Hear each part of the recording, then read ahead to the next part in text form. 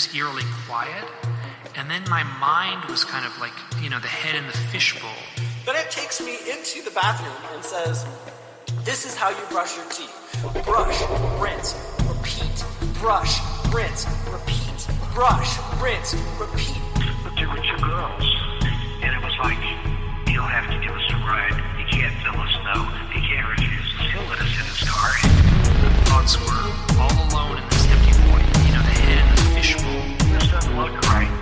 They got close enough where he said he could see, their eyes and how intelligent they seem. This doesn't look right. These gremlin-type creatures. This doesn't look right. No pupils, no iris, 3 fingers, 3 long fingers. And this is when the mental torture.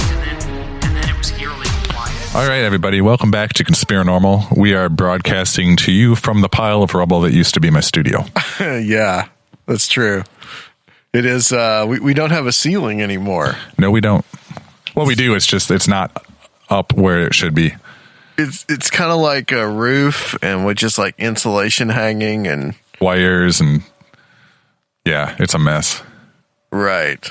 Hey, you would see you get this project going on to improve this place. And I might have gotten in over my head. Well, quite literally, right? Yeah. Yeah. So, I don't know. Not as much I was in here yesterday hoping you'd tear the ceiling down. Right. Which was kind of fun, ripping the ceiling apart. Yeah. Yeah, that part went well. It's the putting it back together that's a challenge. And then you were installing the wiring yesterday. Yep. So, wiring's all set. Yeah, I think you're getting ready for your St. Patrick's Day party, right? Yeah, I have a deadline. I have 5 days to finish this project before my girlfriend kills me. Oh, well, the wrath of Alyssa. Yeah. It's no joke. It's true. It isn't any joke. I've been on the receiving end a few times. I used to work with her, man. I know how it is. Oh, yeah. Well, tonight, guys, we have Chris Wolford coming on. We're going to talk to Chris about some of his further UFO studies. We had him back on. We had him on back in, I think it was it November? Or it might have, yeah, I think it was November we had him on. Was that long ago? Yeah, I think so. And we had him on with it's kind of like a split show with him and Rita Louise. Oh, yes. We've got him coming back on tonight for kind of like a full interview. So we're happy to have him on again. I just wanted to talk a little bit about the Vault 7 stuff. Have you heard about this, Rob? I have. I don't, I was watching updates as like, the release was coming up. Mm-hmm. And then I briefly got kind of an overview of what it was, but I haven't delved too deep into it. Right. It's like, it's a, kind of details how in depth the NSA and other intelligence agencies have been watching us even deeper than what we knew. It's mostly the CIA. Okay. This was I think it's all the CIA actually, because it was supposedly a hack into the CIA computers and what they know. This is WikiLeaks that put this out not too long ago, and there's some interesting stuff in here that has come out. I want to read this. This is a list. This is the best that I could find from, well, unfortunately, MiloYiannopoulos.net, but I think this is a good list of exactly what is going on here. 1, the CIA can masquerade its malware as belonging to a foreign intelligence agency. 2, the CIA stole hacking malware from the Russian Federation for their own use. That's interesting. 3, the CIA is hacking everyone, including U.S. citizens. 4, every microphone and webcam is remote controllable. 5, the CIA's exploits have been leaked internally and can be used by unauthorized people to gain access to virtually anything. 6, CIA malware can infiltrate iPhones, Androids, Windows phones, and even your smart TV. 7, the U.S. consulate in Frankfurt is a covert CIA hacker base. 8, the CIA created air-gap jumping viruses that infect CDs, DVDs, flash drives, etc. 9, the CIA created malware that specifically evaded certain antivirus programs. 10, the CIA can hack cars for undetectable assassinations. 11, CIA malware can infiltrate your Mac OS and Windows computers. 12, CIA malware infiltrates your smartphone to read messages on encrypted apps before you send them. 13, CIA malware can infiltrate Linux and routers. 14, the CIA was supposed to reveal major vulnerabilities, but instead hoarded them for their own use. 15, Notepad++, a popular text editor, has a DLL hijack. 16, the CIA steals saved passwords from Internet Explorer. 17, CIA can bypass Windows user account control. 18, CIA has Android malware that makes Android phones bulk spy on Wi-Fi networks around them. So that's a lot of stuff in that little list there. It is. 2 things. Well, the one that caught me wasn't there a big deal a couple of years ago about Apple refusing to put a backdoor into their devices specifically to allow this stuff, but then this now coming out that the CIA had ways to do it anyway. Yeah, I think so. Yeah, a lot of the stuff that may have been some of the fallout from the Edward Snowden revelations. You know, Apple was a part of that. That was, of course, mostly the NSA on that one and what they were doing. 2 things that were interesting here to me. CIA malware can infiltrate iPhones, Androids, Windows phones, and even your smart TV. They've been talking about how Samsung apparently had some kind of backdoor that was built in to where the TV could actually spy on you even when it was off. Right. Well, that was a big deal when with all the Xbox consoles. When Kinect came out, people showed that you could use it to spy, and then when the new console came out, it always has to be online. It's always on. Its camera can just come on and do whatever it wants whenever it wants. And you know, if you put some kind of malware in there, you can completely control it because it's always on and it's always connected and it's always streaming. It's always just right there in your living room. Jeez. And the TV, I guess this is mostly the smart TVs, right? That they're talking about with the CIA stuff. Yeah, it'd have to be because it had to be running apps. Yeah. And it doesn't matter if it's on or not. I mean, that's crazy. Yeah. I mean, that's straight out of 1984. Yep. I mean, that's the things that George Orwell wrote about in there, where the TV could see, not only could you watch TV, but the TV could see everything that you were doing, right? Yeah, mandatory viewing is next. Right, yeah, exactly. Other one, number 10 here, the CIA can hack cars for undetectable assassinations, quote unquote. This one's very interesting because in 2013, and I remember when this happened with Michael Hastings. Do you remember this? Mm-hmm. Michael Hastings was a reporter that was writing. He'd been very critical about the Obama administration and about some of the things that were being done. And he was actually writing about the CIA, and he was writing about General McChrystal in Afghanistan.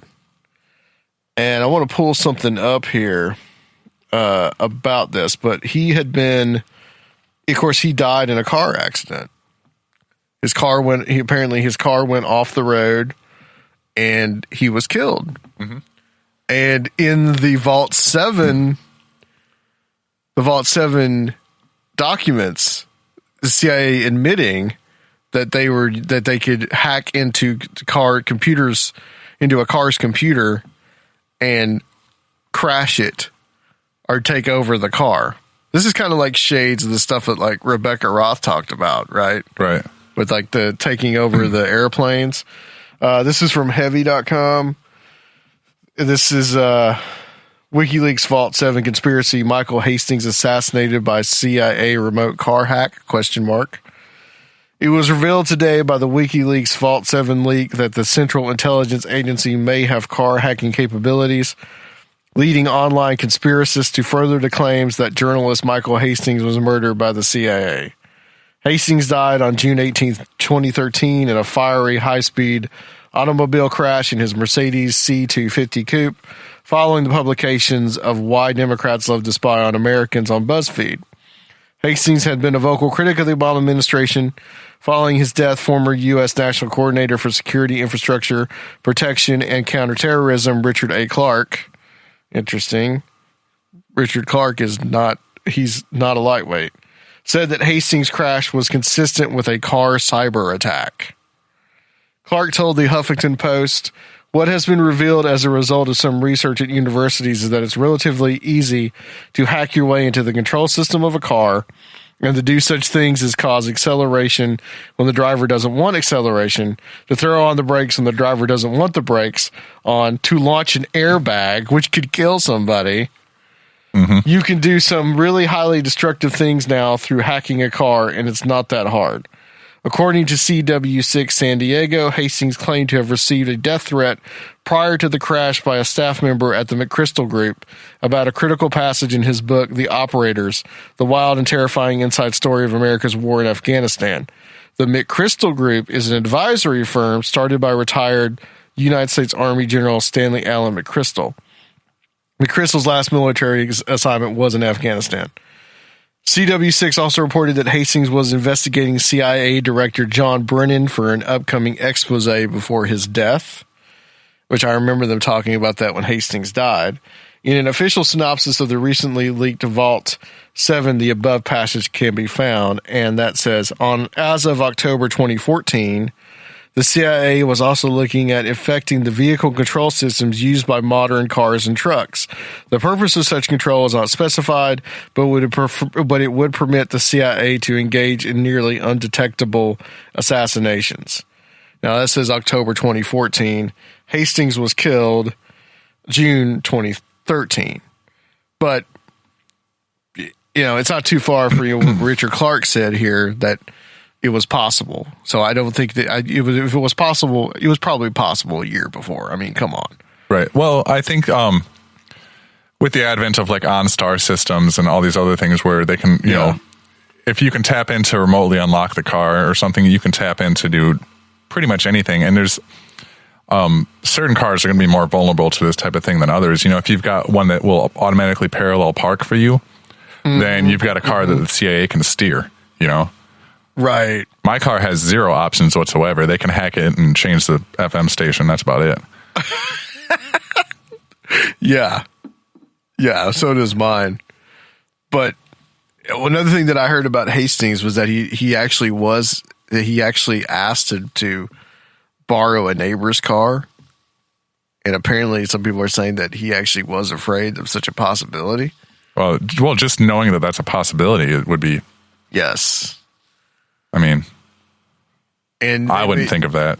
They made a huge big deal on the police report that Hastings apparently took Ritalin, as if to say that's what caused his death.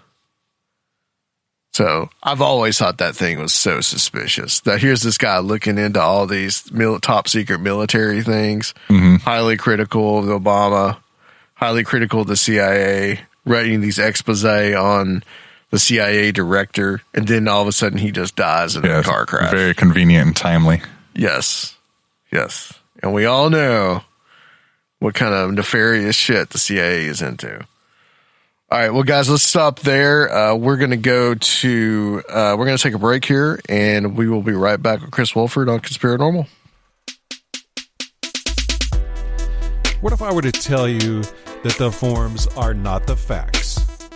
And what if I were to ask you the shape of water? Water is in a state of constant flow and flux, a paradox of weakness and strength. My name is Aaron David, and I am host of Charm the Water, a weekly podcast centering on the occult and mysticism, based in Asheville, North Carolina. You can find us at charmthewater.com or iTunes, Google Play, Stitcher, your favorite pod feeder. Come holler.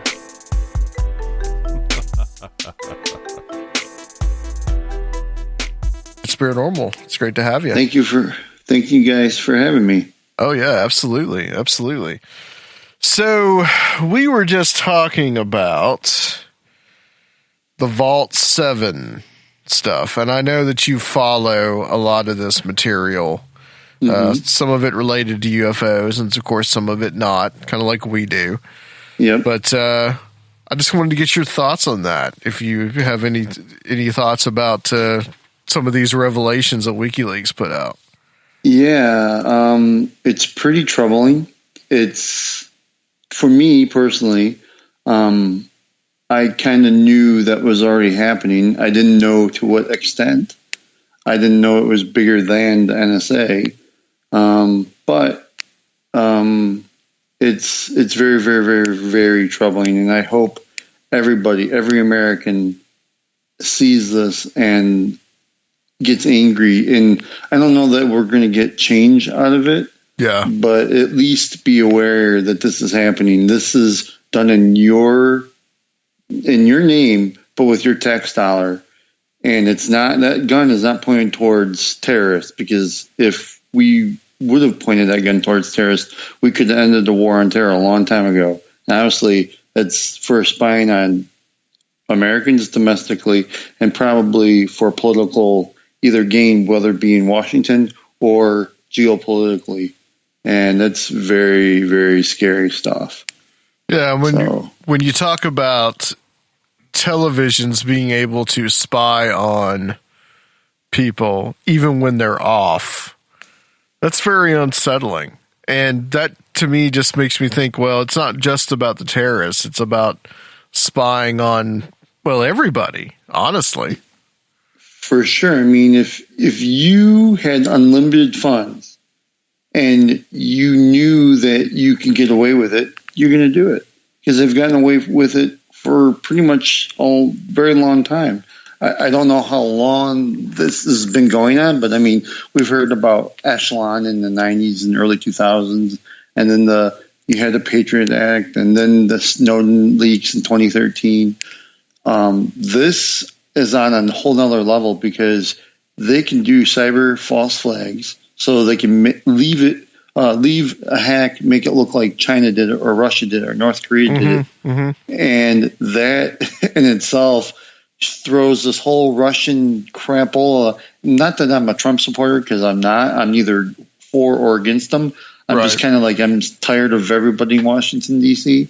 But that should stop people and say, hey, if they have the ability to do that, then maybe this Russian narrative is total BS. You know, maybe, again, I know you guys did a show about the deep state.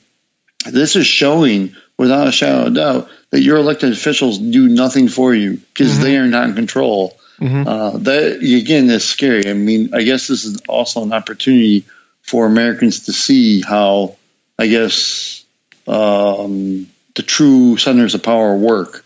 You know, they think that they go to the voting booth and they're going to get a representative and somebody to do something for them. There's nobody that cares for you. The only person that cares for you is yourself or your family, pretty much. I mean, not to say that I don't trust other Americans, I do, but it's showing that on the level our government has been hijacked. And the real question is, for how long has this been pervasive, is the question I'd be asking. Yeah. Well, I mean, apparently it's probably been, for at least in the context of the Vault 7, I'd say it's been at least the last few years. I mean, they're always trying to push this envelope, right? They're always trying to push things a little bit further, trying to get away with all these different things.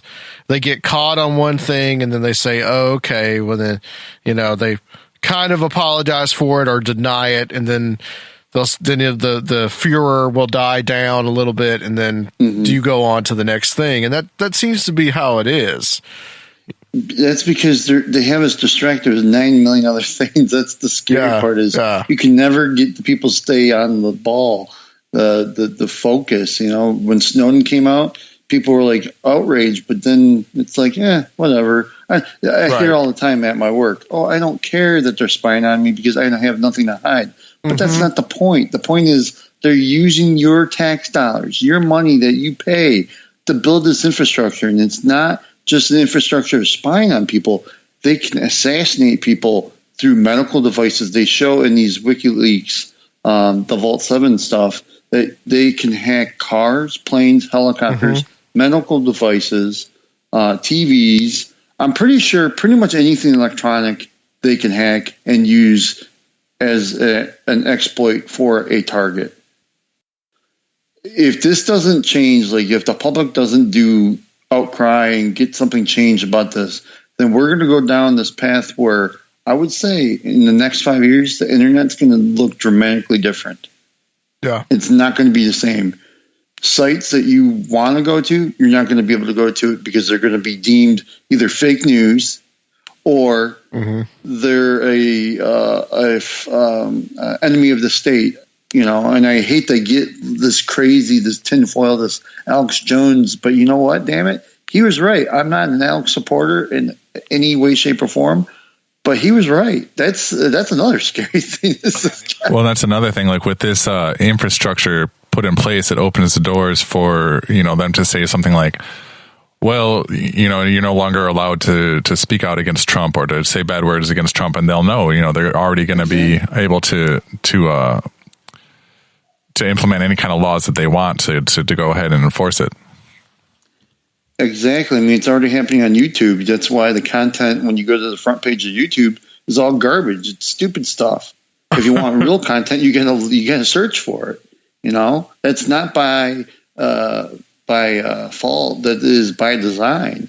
Yeah. Same thing with search engines. You try to search for something, and like you said, Rob, maybe Comcast here or Charter, maybe in Tennessee, they decide, no, I don't think so. You don't get to look at that, or we'll push it so far down that you're going to just give up because it'll be on the 10th page or whatever. Right. So, yeah, it's scary stuff. The thing that scares me is the stuff that you can hack and kill people with, the targeted assassination. Yeah. So this brings into question Michael Hastings. Yeah. Was he targeted assassinated?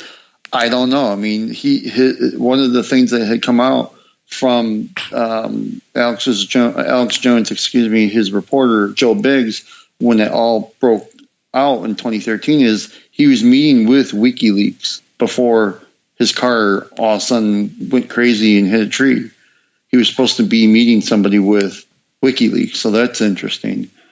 He also, and I haven't been able to verify this, but I did hear that somebody had said that he went to his neighbors and said, "Can I please use your car because I'm in fear of using my car because it may have been compromised." So that would lead you to think that maybe he had seen these leaks and that WikiLeaks was sitting on them for this long period of time. Now the question is, why did they sit on them for this long? I don't know. So yeah. Or here's another thought, and one of my coworkers mentioned, what if this is nothing more than the NSA and the CIA showing their capabilities, and they don't care because they know nothing's going to happen to them, and this is the way it's going to be, and there's not a damn thing you can do about it. It kind of makes sense with the NSA because they were collecting all your data, and the CIA is showing that they can hack into your home and listen to you at any time or watch you or what have you. And really, it's been on the news, but the news is trying to say it was Russia again. So I don't know. Yeah, I don't know. Yeah, there was a Assange gave a briefing, like a press conference. Yes. And someone asked him, like from ABC News, like, are you a member of the Russian government? Is WikiLeaks? And he says, look, we're dealing with some serious stuff here with these revelations out of Vault 7. And all the media can do in the United States is talk about how WikiLeaks is a part of the Russian government. And we still have the whole Russian hacking thing. Like our media cannot get off this, even though in Vault 7, even though I read this little list here of 18 points, even though the CIA stole hacking malware from the Russian Foundation for their own use, And then it says the CIA can masquerade its malware as belonging to a foreign intelligence agency. Exactly. Even though that's part of the revelations, that's still masked there. So you don't know who the hell it is that's actually doing it. It could be all the CIA for all we know. Exactly. And I would encourage everybody, and you would have to you can either order it on Amazon or go to an actual bookstore and buy this book. It's called Spooked. It's about the CIA's exploit of the Hollywood scene and the mass media and how they control it. And actually, a UFO researcher, Robbie Graham, though it doesn't talk about UFOs in that book, it does mention one of his articles that Chase Brandon, I don't know if you're familiar with him, he's a CIA agent that said that he found something at the CIA, Lane Lead, the headquarters. He said he found a file cabinet with files regarding Roswell. That same guy, Chase Brandon, gave veiled threats to Robbie Graham, because I've talked to Robbie a few times about this. He says that whole time when he was writing stuff for The Guardian about the CIA manipulating Hollywood, that Chase Brandon, because he was their liaison to Hollywood, Chase Brandon was, that he would write or call Robbie Graham and basically say a lot of innuendo of, if you keep writing bad pieces on us, things will happen to you or your family or what have you. So it got pretty hairy for a while. Nothing did happen to Robbie, but that is worth noting, that here's a guy who is making threats to a journalist because he's writing something that's negative about the CIA. Even at that point, I think he was retired. Chase Brandon was retired. So yeah, I don't know. There's the CIA. Who knows how far this rabbit hole goes down? Yeah, I mean, the movie Argo. A lot of people will look at that and say, well, that was just a one-time thing. That was to get, the way that movie portrays the CIA in it, like that was a heroic thing to get those people out that were stuck in the Canadian embassy, and it was essentially, but they'll say like, well, that was the only time that this happened. But no, I mean, it's probably since the beginning of Hollywood, probably since the beginning of the CIA, there's been that link there between, and then also with journalism too. I mean, Operation Mockingbird, all that stuff. Yeah. I mean, in the book, Spooked, it mentions how they manipulate news stories. They have an intelligence officer, like at the Washington Post or at the New York Times, and they'll say, nope, you can't write about that story or edit the story in this way so we look good or we aren't mentioned by name. So that's scary that they have that much power to do. And I get it. Some things do have to be secret. I get it. I'm not against secrecy, but secrecy, when it runs amok, you get into what situation we have right now, and it's not good. Mm-hmm. Mm-hmm. And WikiLeaks is sitting there just revealing this information. And, of course, they're being reviled for it because who's in charge? Exactly. I heard somebody try to say that Julian Assange was actually dead and that was a hologram. I was like, I've heard that. Well, I mean, he cannot leave that Ecuadorian embassy in London. He can't leave. I know. He better hope that guy wins that presidential race so he can stay in there. Yeah, that's true. Otherwise, they're coming for him for sure. I'm really surprised nobody has renditioned him. I'm really surprised that he has not been renditioned. Maybe the reason why he hasn't is because of the whole kill switch thing or Dead Man's Fall, where if he gets killed or taken, all the stuff gets released. And God knows what will be in there. I mean, it's got to be stuff that they definitely don't want out. Just as an aside, you remember there was a documentary about the TWA Flight 800? Yeah, Flight 800. Oh, and boy, yes. How like people would say that they saw the missile, like some kind of projectile coming towards the plane, and then the plane exploded and fell into the ocean. And there was this animation. This is like 20 years ago. So this is probably 1996, 97. Yep. There's this animation put out by the CIA where they kept repeating that it's not a missile. It wasn't a missile. And they just kept repeating this. And then my thought, well, first of all, my thought was, okay, they're making damn sure that nobody says that it's a missile. And second of all, what the hell is the CIA doing putting this video out? How is that under their purview at all? Well, funny you mentioned this, and we'll only go into this a little bit. But we weren't trying to talk about this, but this is a case that is very interesting because one of the first groups that were on scene was a Delta Force team that used Night Stalker helicopters from Fort Campbell, Kentucky, where they're based out of. Why was Delta Force one of the first groups on scene for this? Oh, I haven't heard this. Well, it was actually mentioned in the documentary about the Black Hawk helicopters it was right in the beginning of the documentary, where one of the investigators from the NTSB was like, why is Delta Force here? Why? But nobody would confirm that they were there. Nobody. But yeah, I've heard that a few different times.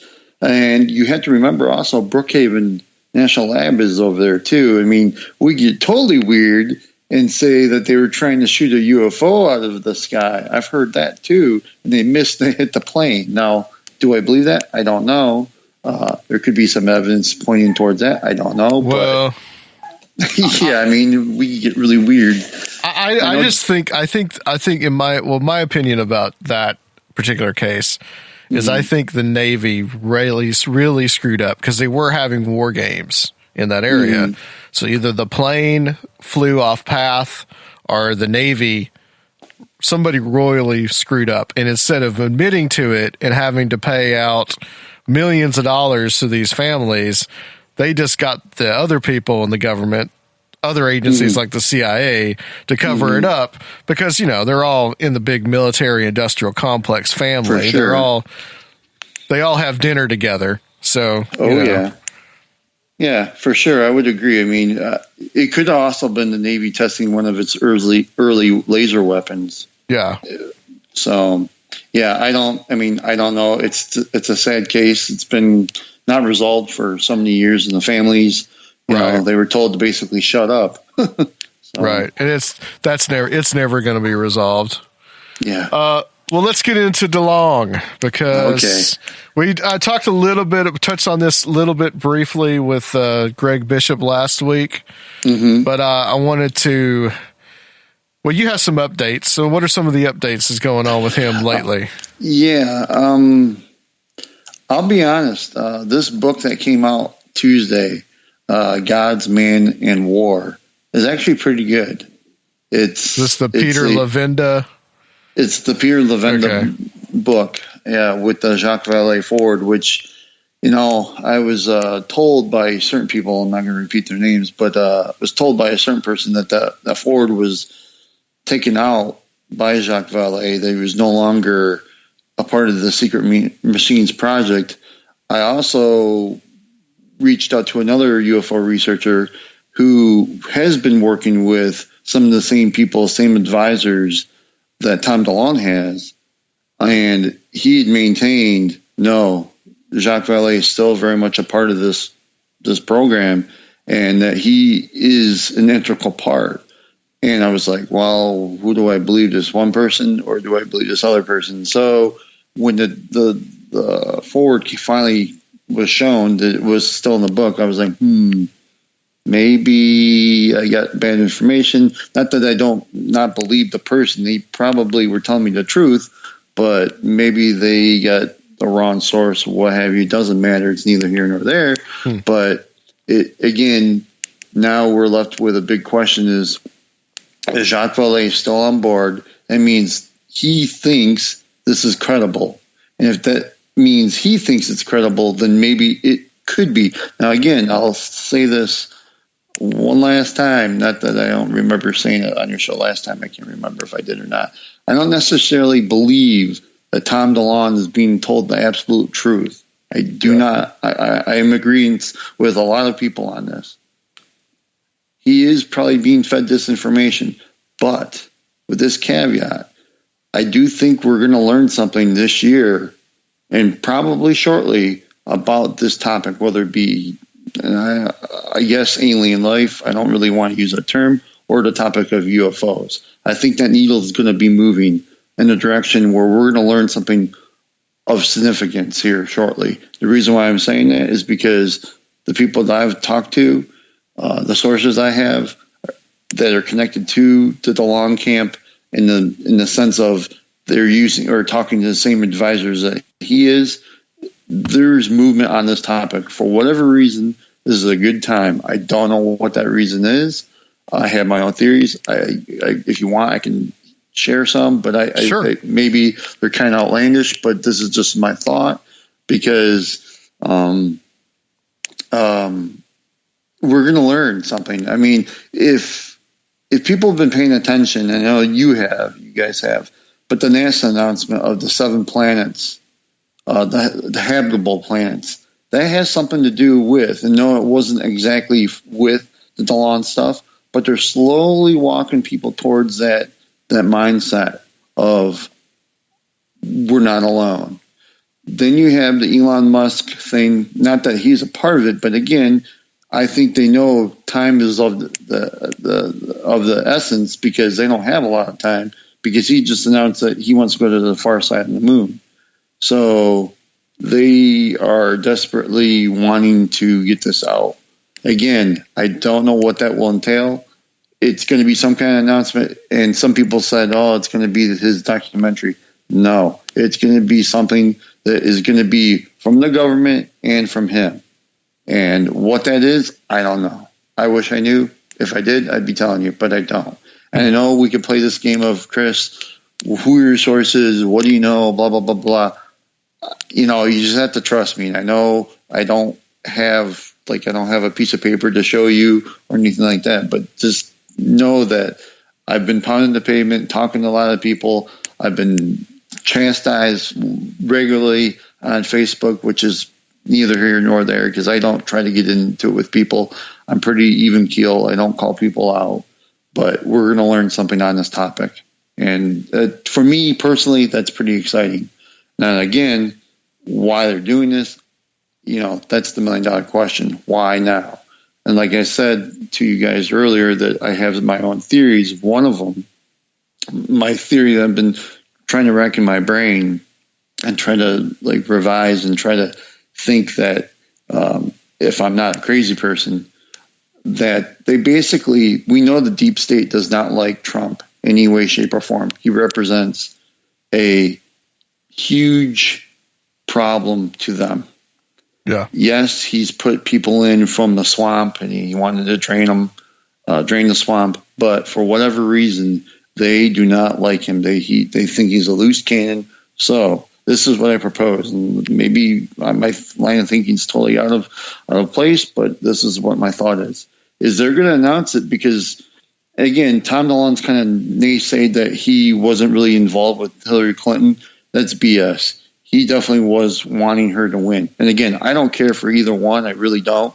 I don't care for Hillary, and I didn't care for Trump. But people have to know that he was an ardent Hillary Clinton supporter. So one would think the way that the deep state or whoever's controlling this knowledge and the way they would use him for disinformation is they get this narrative out, get this secret machines project out, and then when she didn't win, now we have a kink in the road. So Trump wins. Well, we can still get this out, but we'll frame it in a way where we get power back.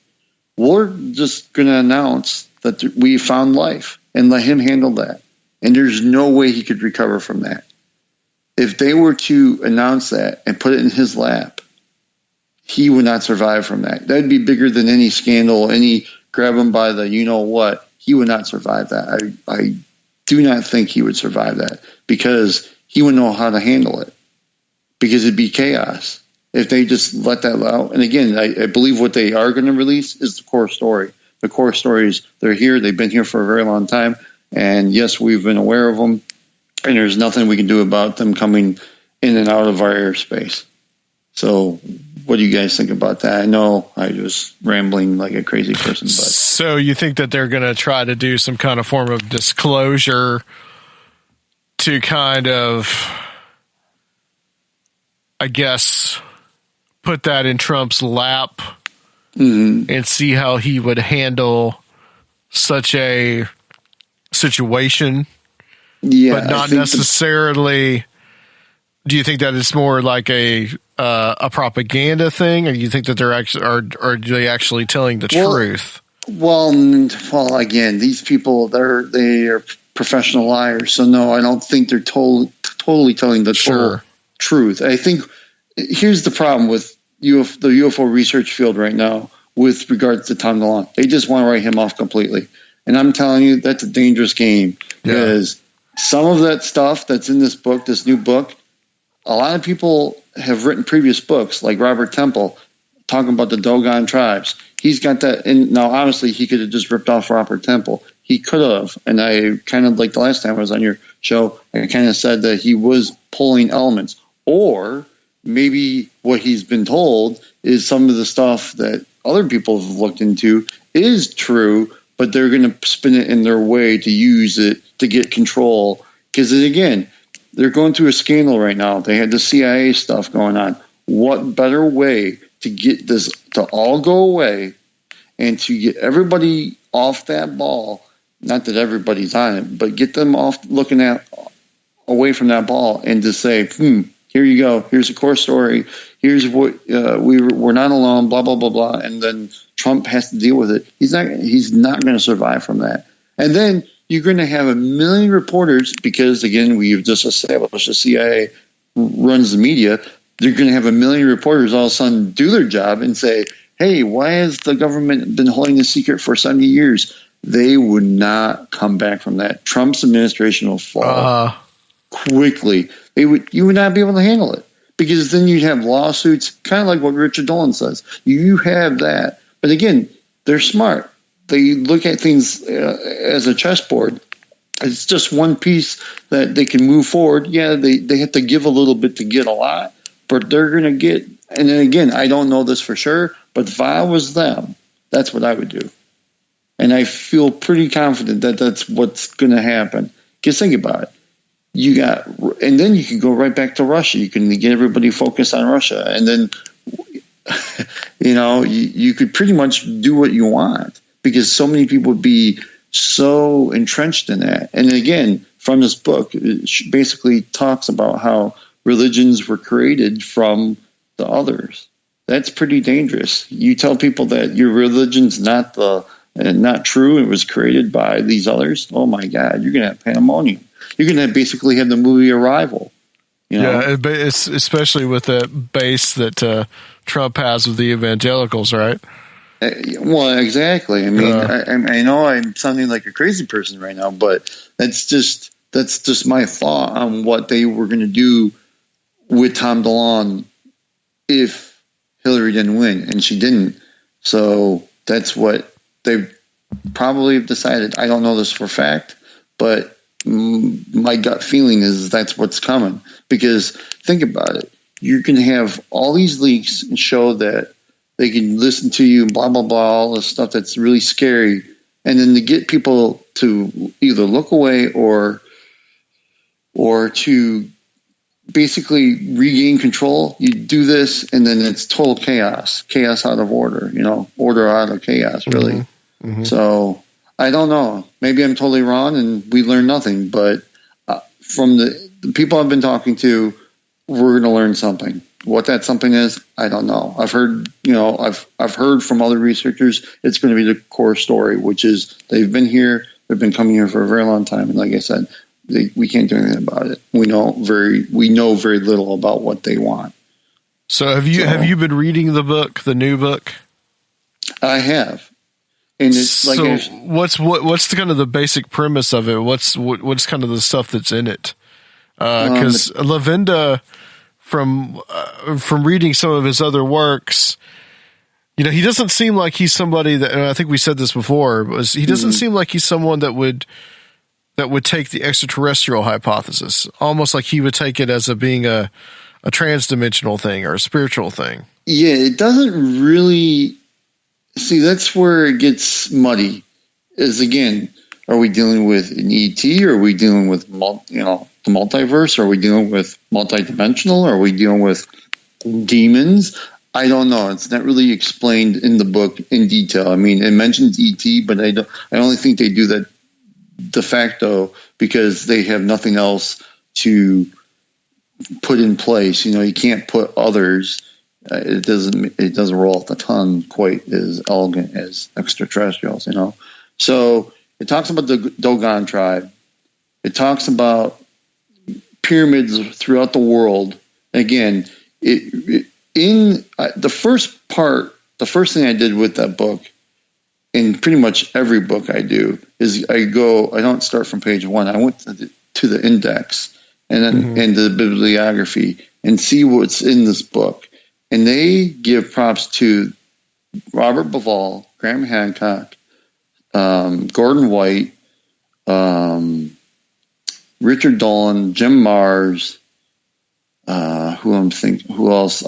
Chris Knowles, a few other people that I'm not thinking of right now. But my point is they've done their homework, and either Tom DeLonge has done his homework, or obviously Pierre Levenda knows some of these people too, and he's done his homework. And what this narrative is aligning with what we've already known, that we have a lost patch of history in our ancient history, and we don't know a lot about it. Academia has been hijacked by intelligence services we've learned that from Jim Mars, and I've kind of known that in my own personal life. I've seen that happen where my dad made a discovery in Michigan, an archaeological discovery, and basically they tried to go above and beyond to try to deny that this was even real. I mean, they went to lengths that I can't even believe, to the point where they just ridiculed them at the end because they just didn't want to deal with it. So if that is true and academia has been compromised and they have control of the media and they have control of all these other things, now I lost my train of thought. They can basically put in place whatever narrative they want. Getting back to the book, what else is in there? It's big on the pyramids throughout the world, namely the ones in China, ones in Mesoamerica, and the one in Egypt they talk about quite a lot. I'm only a little bit into the book. I haven't read whole chapters, Gotcha. But it's enough for me that they do know what they're talking about. Again, did they steal this information from other researchers and just put it in this book? That's a possibility. Yeah. But, I don't know. I wasn't there. I don't know. But I guess the conclusion I'm drawing is they're showing you that the other researchers that you've all read or listened to on podcasts, they have been telling the truth and their information is correct, and that we're a lot closer to what this phenomenon is than we think we are, than we thought we are. We're on the right track. It's just we haven't been given access like Tom DeLonge for whatever reason. And I don't know why people are what's stuck in their craw that, the guy had an idea, he pitched to somebody at Skunk Works, and he was off to the races. I don't understand why people are so angry. The only thing I can think of is they're mad that they weren't chosen. Again, I don't know. Yeah, I'm not trying to defend the guy, but I feel bad because they're trying to naysay it before it even gets off the ground. Yeah, there could be a jealousy aspect to it. I mean, some people. I mean, I think guys, like Greg Bishop we had on last week. I think they look at it, especially Bishop, because he wrote the book about Paul Benowitz. For sure. So he sees the kind of parallels between somebody like DeLonge and Benowitz, and he says, well, we've seen this before, and he has no. Greg's not. He says he's not a ufologist. He has no part in the fight. But there may be other ufologists that are out there that say, "Well, I've been doing this for 30-something years, and all of a sudden, who's this kid that comes? This rock star that comes in and steals all the thunder." And I did notice that. Because Ryan Sprague was at that UFO conference out there in Arizona, and he said that he did post about how Tom DeLonge had been, I guess he had been the ufologist of the year or something like that. Yeah, they gave it him that. Open Minds, which is interesting in itself. Alejandro Rojas gave, or Open Minds Conference gave, Tom DeLonge the UFO Researcher of the Year award, which really, to be honest, I'm not going to try to piss anybody off here, but really it's kind of a silly award. I mean, you're giving somebody an award for something that, if you want to be the scientific, on the scientific side, we can't really prove that it's a real phenomenon. I'm just playing devil's advocate. I mean, it's kind of a silly thing, but in any case, they gave it to him. Yes, he had an acceptance speech where he said there's going to be something announced within 60 days. But then when he was on Coast to Coast, he made that same announcement, and he said it was going to be shorter. It was going to be like 30 days. Well, see, didn't he give it by video though? Yeah, he gave it by I don't video. understand why he couldn't be there. Why can't he come to these things? Well, he did. He's been there a few years ago. He was there, I think, 2 years ago. And then I just found out the first secret space conference, the one that was in San Mateo, California, with Richard Delonge, he was at that one, and then he was pissed that Greg from the Higher Side Chats had recognized him. So basically, Greg just left him alone, but he was at that conference too. And this is right in the time frame that he was just starting this project, the Secret Machines project. It has not had a name yet. And this is where we can segue into the Rendlesham stuff, because I feel also a little bit more confident on this aspect that the Rendlesham Forest stuff is related to the Tom DeLonge stuff.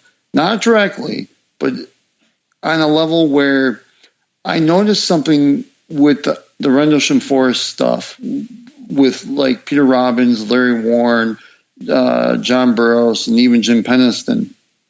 You noticed in that time frame, 2014, early 2015, where there was something big that moved into the UFO world that was under the surface that you couldn't tell what it was. And the reason why I'm saying this is because the attacks on Larry Warren up during that 2014, 2015 time frame. Yeah. And you had people attack him left and right, and he was going off and blah, blah, blah, blah, blah. You also get, that's when he had his Facebook page hacked. And again, I've been following this because I'll be honest, I'll be upfront with everybody here and all the listeners out there. I am a supporter of Larry Warren. I do believe everything he said about what happened to him on that third night. Now, some people will say you have to basically not believe anything he says because he has demons, and I'm not going to say what those are, but if you know who he is and you're aware of what demons I'm talking about, he's got some demons in his past where he's had to battle some stuff. But listen, you weren't there 37 years ago, and this event changed people. It changed a lot of people. Everybody who was at Rendlesham has been changed. I don't think they want the notoriety. They only choose to use it now because they're trying to get to the bottom of what the hell happened there. So again, I noticed when the Tom DeLonge stuff started to bubble up is when the RFI stuff started to get turned up to another level of let's attack Larry Warren, let's attack Peter Robbins. And then Peter Robbins comes out with that book, Halt Woodbridge, which was a fine book. Yeah. And I love Peter. He's a great guy. And I'm sad to see that this relationship between him and Larry Warren has been, I'd say, muted a little bit in recent months because of Peter's wanting to distance himself from Larry Warren. And again, and it was on your show that I remember hearing this, but I know about this because I've seen in documentaries too, but he mentions in, I think, one of your shows that you had Peter on, where Larry takes Peter to the site where, Peter, this is where you're going to get trace evidence. This is where you're going to get soil samples that are going to come back, and it's going to come back with elevated levels or what have you, or it's not going to grow, or it's going to grow. I forget what it was. Yeah. He knew where that stuff was. If he wasn't there or had nothing apart of the third night, then how the hell would he know that stuff? Right. You know what I mean? So that throws out pretty much everybody's stuff about you can't believe Larry Warren. Okay, well, let's address the A-10 picture of the Special Forces guy who handed Larry Warren the picture of the famous A-10 and then the UFO in the background. Well, Bruce Maccabee had said back in the 90s and the early 2000s, that photo is legit. And now recently, you're getting people, in fact, they had a whole to-do about this, and I kind of laughed. They wanted to like crowdfund analysis of Larry Warren's handwriting and try to figure out whether that photo is real or not. And then it turned out that it's not real. And oh my God, it's like friggin' drama like in high school. You know, it's stupid. You know, leave the guy alone. You know, you know. So the latest thing is now this picture is not real. But then I asked somebody to look at this who is a photo expert. Again, you're looking at a photo through friggin' Facebook. Are you seriously that silly to think that you're going to get the quality photographic proof that that picture was altered? Are you kidding me? What would make more sense is when Larry's Facebook was hacked, somebody doctored the original picture. That would make more sense to me. And I know it's kind of conspiratorial, but that would make more sense to me versus, oh, you know, he just faked every picture. And to finally, you know, just shut the naysayers up finally is who cares if he had pictures with Yoko Ono or John Lennon. If he did doctor those photos, I don't care. It's kind of like Bob Lazar. I don't care if he graduated from MIT. You want to know why? Because people like Jeremy Corbell has established for a fact, because he met the scientists that worked with Bob Lazar, not worked with him, but knew him at Los Alamos and knew that he had worked on certain projects. And one of the projects that he was working at was at S4. And there's a podcast. I would love for most UFO researchers, like I love me some Stan Friedman, but he needs to listen to that podcast from Jeremy Corbell, because that scientist, he's on it with Bob Lazar. I know I went on that tangent and I'm getting all psyched about this, but it just irks me that people don't do their due diligence. They read one book and they think, I know all. Yeah, I'm an expert. I don't know all, you know? Well, I'm going to say this, like, you know, Rendlesham has become a black hole, and it's kind of gotten confusing because, for sure. I mean, the whole thing around Larry Warren, and I do believe Larry, you know, I do, but the whole confusion behind him and Halt and Peniston, I guess it's Peniston that, you know, got time travelers. the binary code that, you know, gave the location of the mystical island of High Brazil, whatever the hell that means. And it just like the whole thing has just become so damn confusing that it's become a black hole. Like I even think, you know, I'm pretty sure I think Peter has pretty much not necessarily washed his hands of it, but he's kind of backing away from it a little bit now because really I think he's said most that he can really say about it and has defended all that he can really defend. And, you know, and then Halt's out there now making the rounds again. With a book that's like 1,000 pages. Yeah. I mean, there's just not much more that you can really do. And then there's the aspect, and I've gotten the privilege to speak to Peter about this, and he even mentions this in Left at Eastgate, that Rendlesham is just a bizarre, weird place, and strange things happen there all the time. They happened before 1980, and they're happening now. I can agree 1,000% because I have a book called UFOs, Portholes, and Other Worlds, I think. I can't remember. Anyways, Nigel Mortimer, I believe that's his last name, he wrote that book. It shows without a shadow of doubt that Rendlesham area is like Skinwalker Ranch. You have all kinds of high stranges happening in there all the time. So, and most people don't realize that though. No, people just, I don't know. I don't want to be, No, they don't. naysayer, but most people don't they don't do their due diligence. They read one book and think, that's the perspective I'm going to come at this with, and I don't care what anybody says because this one book told me so. Right. Well, you heard, I guess you heard our interview with Steph Young. We talked a little bit about Rendlesham. Yeah, that was a really good episode. The strange happenings that happen there all the time, and it's not just this one event at the end of 1980, and it's pretty consistent with everything else that has happened. What happened in 1980 is consistent with everything else. So exactly. I think, what Peter talks about, the main reason why that these guys were treated the way that they were is because all this attention that was brought to the base where they were storing nuclear weapons that under the NATO treaty, they weren't supposed to have there. Exactly. Breaking a treaty for sure. I agree. And I just had an epiphany the other day. I was reading a Ryan Sprague article on Omni and how this relates. I'll tell you in a second about the Fort Dix alien being shot at Fort Dix. And what's his name? George Filer had said he was told a silver and white C-141 Starlifter came in and they took that whatever that was away. And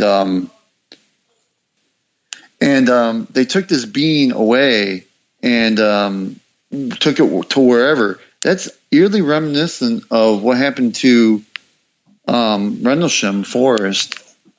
Yeah. That night, or not that night, the next day, this silver and white C-141 was also at Rendlesham Forest at the Air Force, not the Rendlesham Forest, but the base.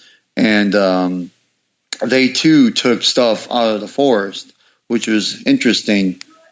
In any case, I thought that was interesting of note to note. That's a little detail like UFO researchers need to go after, is we need to figure out who could store those C-141s, what base, and then we can work from that. That's how we're going to learn some stuff on Rendlesham.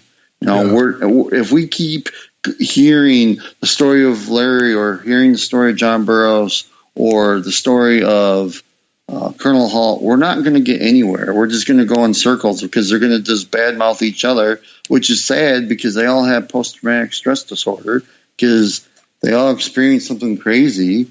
What that was, I don't know. I don't think it necessarily was alien, but something happened to those guys. And they were also messed with. They were also by the Air Force. And that's the part where, again, the Tom DeLonge thing, to me, like I said, the ratcheting up of trying to get at Larry Warren, because I think, honestly, he would be the key to this case, because obviously he was there in that field with motion picture camera, still photography, other photography, where they actually saw what this was. And those things floating off the ground and this triangular craft that manifested and had a glow around it. And here's the interesting thing. Everybody but Colonel Halt has had issues with radiation, or whether it be their eyes, in the case of John Burroughs, his heart. And he had to fight for his medical records with two senators to get his medical records. I can't remember off the top of my head, were they released or not? I don't think they were released, but at least his physician was given permission to see what he was exposed to, because that was deemed national security. That's pretty scary. And then Jim Peniston too, he had some issues with his eyes with radiation too.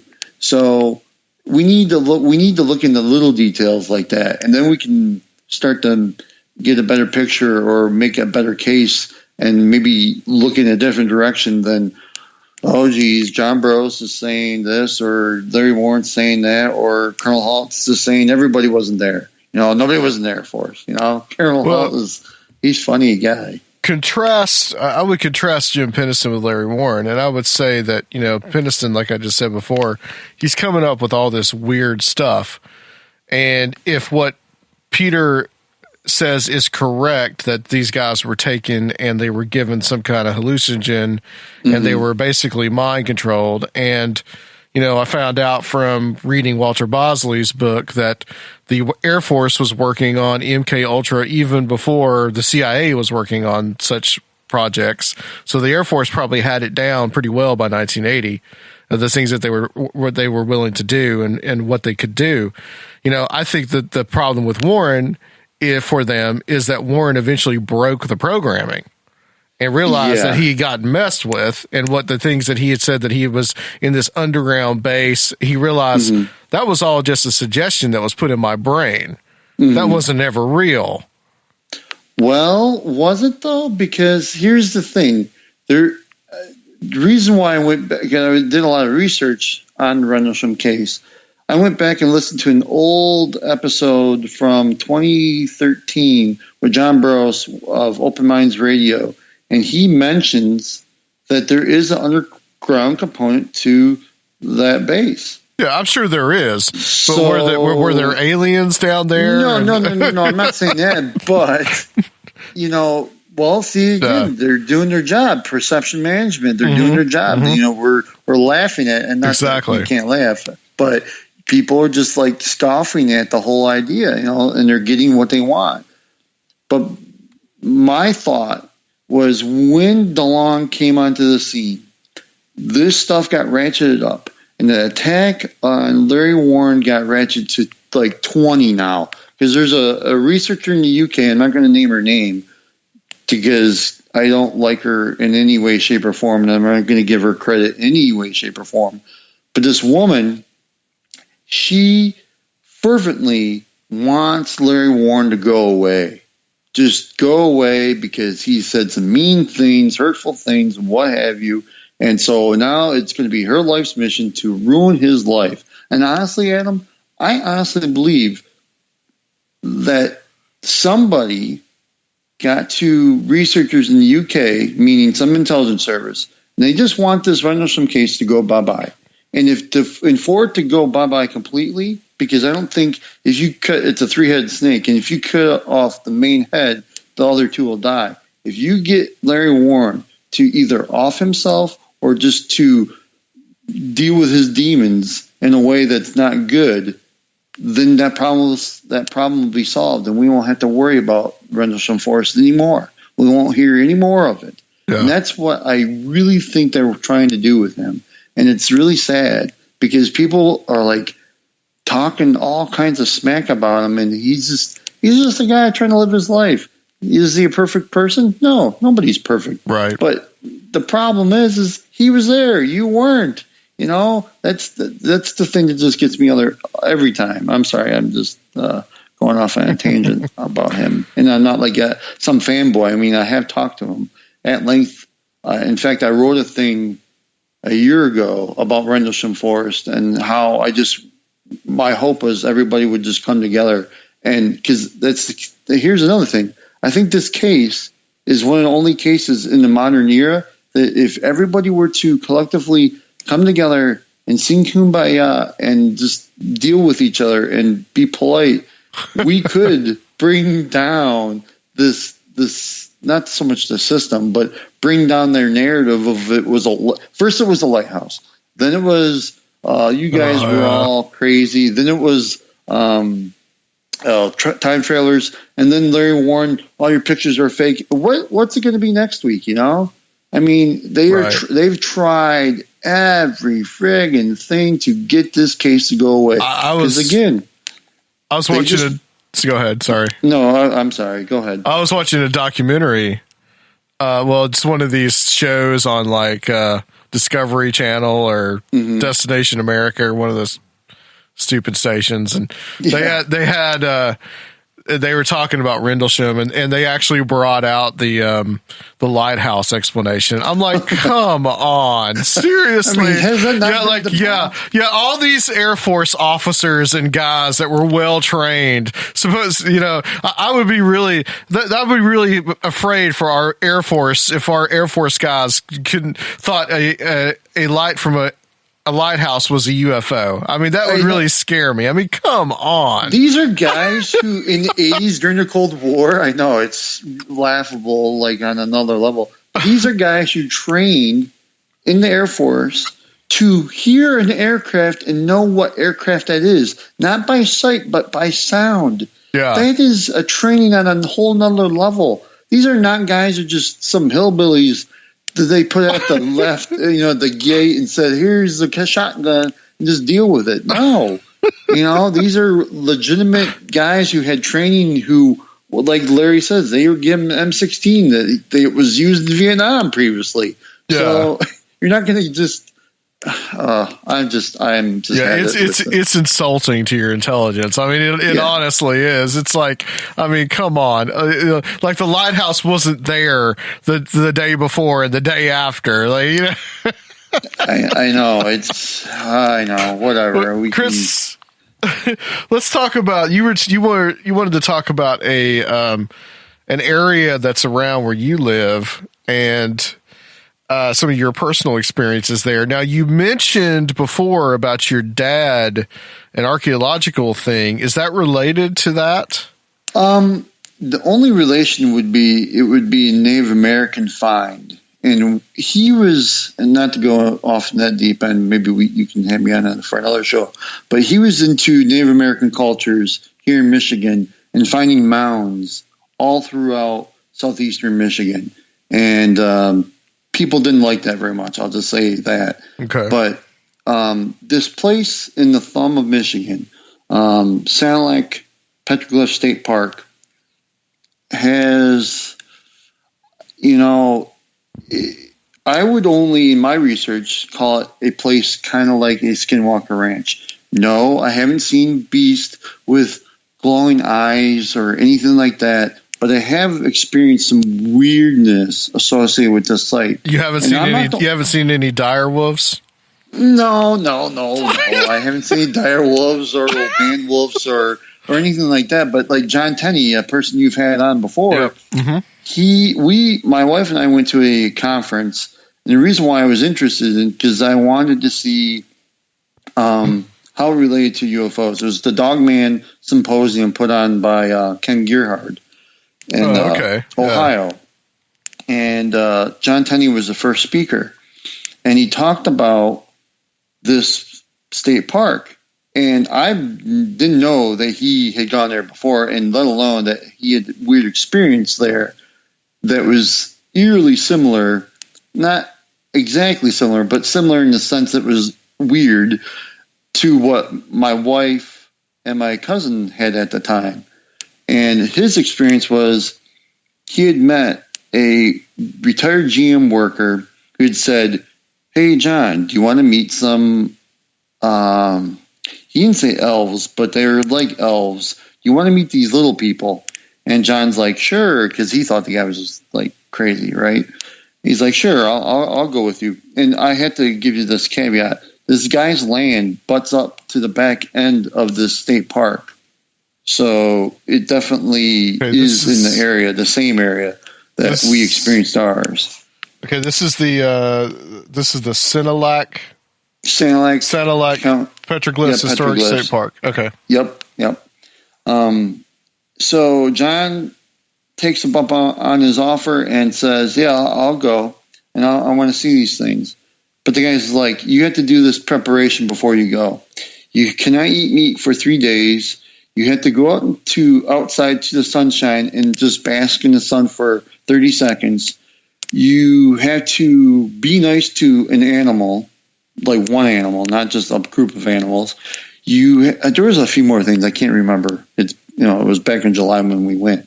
But anyways, John Tenney did all this. He goes back to the guy, and the guy's like, "All right, you're ready. Let's go."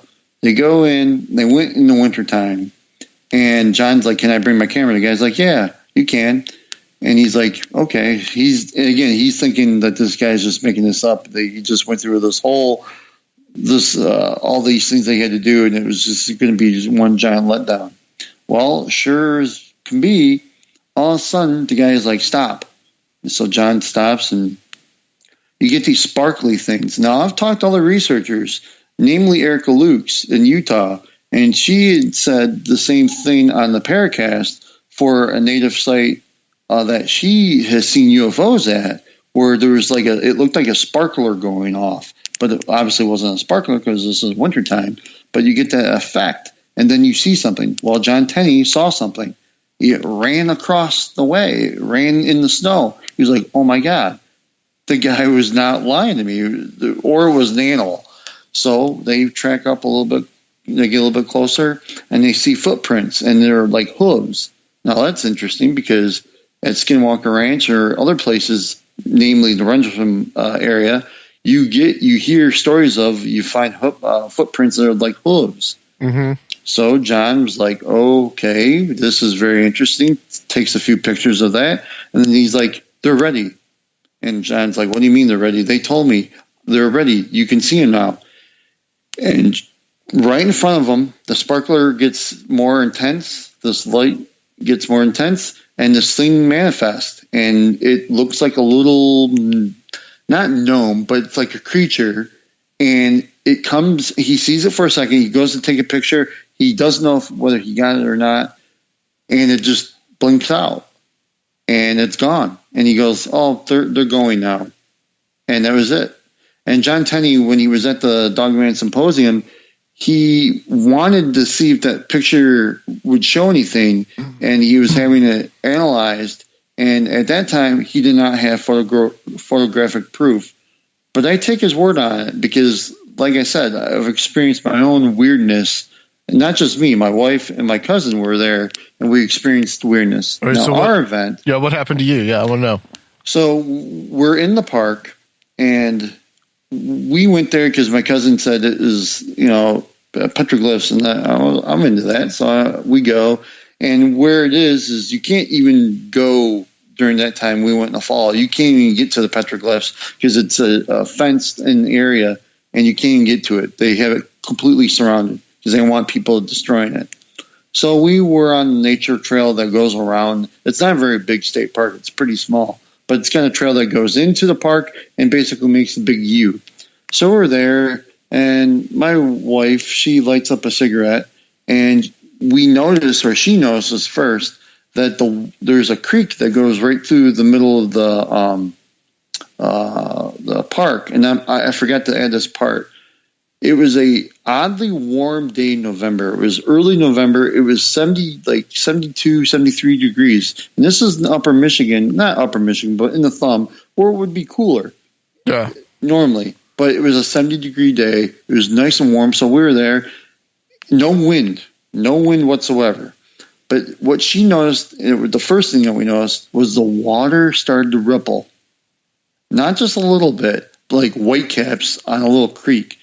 That would mean you would have to have wind. Well, we didn't have any wind. So that was kind of weird. We're watching this and we're like, what's going on? And all of a sudden, the water got so angry. I mean, it was white capping. And again, this is a creek. This is not a large body of water. It's not a lake. It's not an ocean.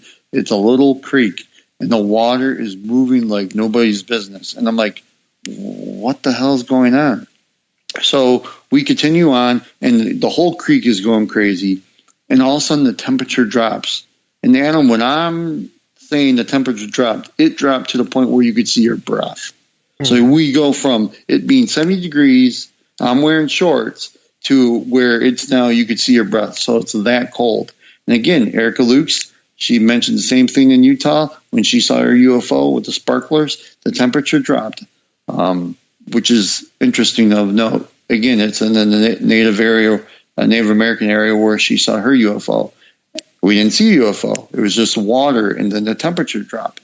And then I was like, you know what? My dad has always said, if you make the spirits angry or whatever we're dealing with angry, we need to appease it in some way. So I said, honey, give me your cigarette. We broke it apart. I put the tobacco on this rock. And Adam, I kid you not, the water calmed down and the temperature came right back up. And we got the hell out of that park so fast. Huh. Yeah. Weird. Yeah, definitely weird. And then I had my cousin who is in anthropology look into that site. Well, guess what? They would it's a burial site. Mm-hmm. I never knew this. My dad didn't know that. The Anishinaabe would bury their people there. And I don't think the state of Michigan knows that either. But they would bury their dead there. And you see this time again. Skinwalker Ranch, the same thing. It's where the Ute Basin Indians, I don't know what their name exactly is, but that's where they would bury their people. And that's where you get all the strangeness. And I can't tell you how many people have written books about Native Americans and portals and stuff like that. It's too many to mention, but there is that connection, which is weird. Now, here's the other part I didn't say, is whatever John Tenney experienced, it went home with him. And now, it didn't come home with us, or at least I wasn't aware that it came home with us, but it did go home with John Tenney, and it left prints all over his home. And my wife are debating back and forth whether we want to go back or not, because obviously we have a little one, and I don't want anything coming back and doing anything. Yeah. So I have prepared this. I am going to go back. I prepared a team, though. I want it to be exactly like this. I want a hardcore skeptic who does not believe in anything paranormal whatsoever. And I have that person. I have a person here locally who is a magician, not like a magician with cards, but a magic magician. Sure. And I want to see if that roils this up, too. And then I have a person who has Native American ties. And I want to see if we can get something to manifest, like John Tenney did. Yeah. And I think we're also going to do the same thing that guy suggested to do, because that would be pretty wild. And then if we could see anything, that'd be amazing. But that's my story. And my wife hates when I brighten it up because she doesn't want people to know that we've experienced this. What does the petroglyph depict? I see it, but I can't really tell what it's supposed to be. It's a man with a bow and arrow. And honestly, I'm not the expert to ask that. It would be my cousin, because he's done a lot more research on it. I just know that the Anishinaabe are the ones that were there and who buried their dead there. I do know this too. The loggers during the 1900s came into the area and they were logging the area pretty good. And all of a sudden there was a massive fire and they had to leave that area. That's on a placard at that park because they had log homes there for the lumberjacks in the 1900s, because they would take that and take the wood and put it right onto the ships, which is maybe the Lake Huron's maybe 20 minutes away. Mm-hmm. And they would pull that wood through the river, that creek, to the ships, because that creek dumps into Lake Huron. And there was a massive fire, and they left, and they never came back. So I found that interesting of note, too. There's a lot of interesting stuff with the Native American connection with all of this. It's almost as like they knew exactly where they wanted to put their burial grounds. Like they knew what was sacred and what probably wasn't, and what could be like a portal to another dimension in a way. You know, even down here with the I don't know if you've ever heard of the Bell Witch. It's kind of a Tennessee legend, but there's a Native American Indian mound connection to that, because the two of the Bell sons were digging into a Native American Indian burial ground, and then all of a sudden the phenomenon started to occur. So yeah, there's a lot of interesting stuff with that, man. Oh yeah. So you got any thoughts on that, Rob?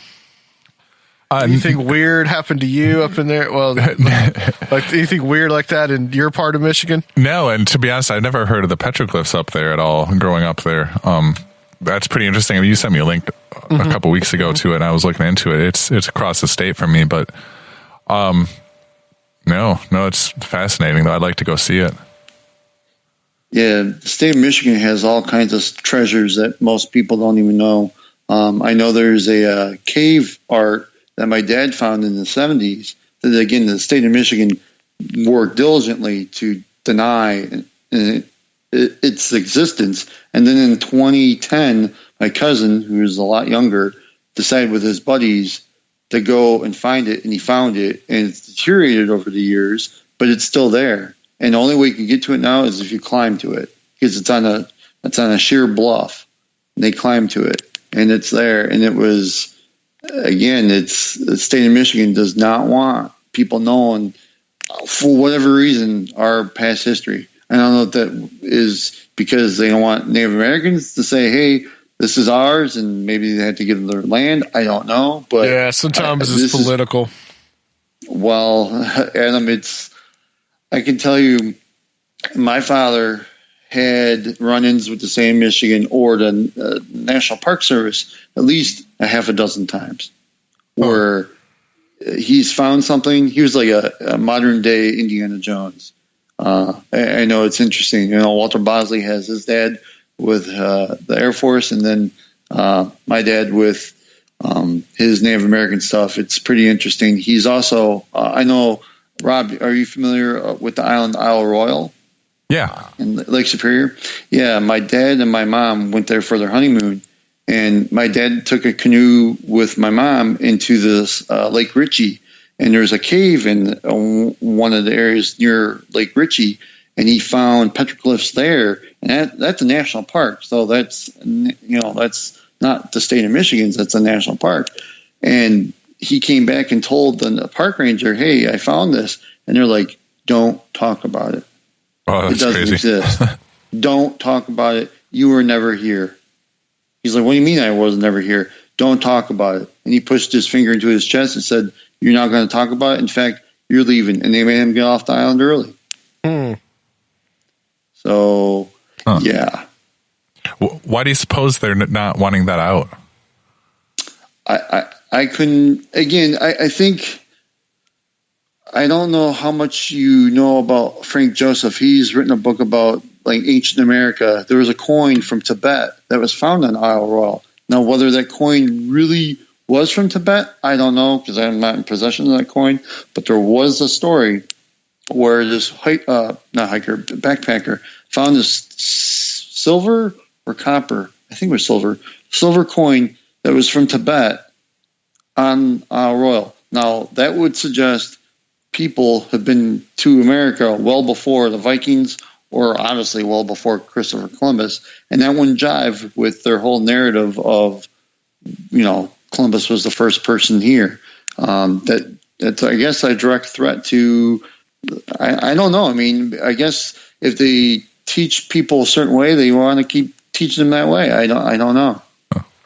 It's scary. I mean, I know about an island in Upper Michigan, the UP, that the Mason Zone, and that you cannot go on that island. It's protected like it's Area 51. The only reason why I knew about it is because my cousin did a backpacking trip, and he was in the area, and he was told to leave. They swam to the island, and they were told to leave. And it's got all kinds of Masonic stuff going on there. This is kind of reminiscent of the Scott Wolter stuff. Yeah. And we know where the human sacrifices take place now. Right. Well, you know, I joked with him about that. He's like, really? I'm like, yeah, Josh, they could be doing some really crazy stuff. I go, look in the Bohemian Grove. So, yeah. I know it. I think it's a lot more prevalent than people even realize. That's true. So, well, Chris, I think we're about done. If you do you have any final words that you want to say, or tell people where they can also contact you and get in touch with you? Just Facebook, and like I said last time, I'm not interested in writing a book. I'm just a regular old researcher, regular guy who loves your podcast and enjoys researching, I guess. You know, that's about it. So thank you guys both for having me. Well, thank you, sir. Yeah, absolutely. As always, we need to get you back on. We need to talk about some of this other. Anytime anything happens, like with we get any updates, anything like that, you're the guy I come to on that. So, all right, all right, sir. Sounds good. Well, stay on the line for us. We're going to close this section out, and we will be right back on Conspirinormal.